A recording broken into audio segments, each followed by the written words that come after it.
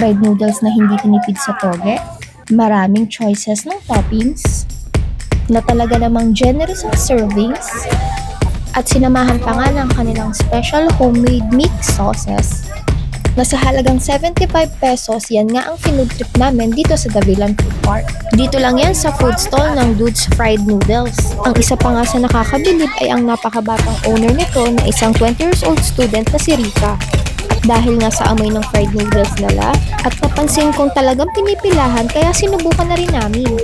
In order natin is beef teriyaki. Nakita nyo naman yung order is only for 75 pesos but punong-puno.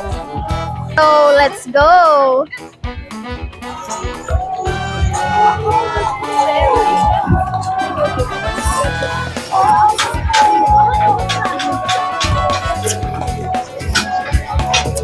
Grabe. Beef.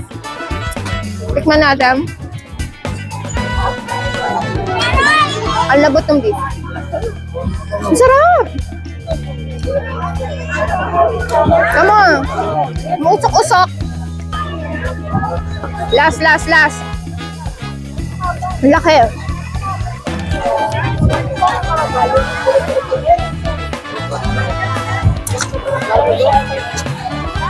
In fairness, hindi siya tinipid sa ingredient. Ang dami ng toga. Ito yung food na hindi ko bibigyan yung cameraman ko. Ubusin ko lang din after next food trip tayo. Hanap ako.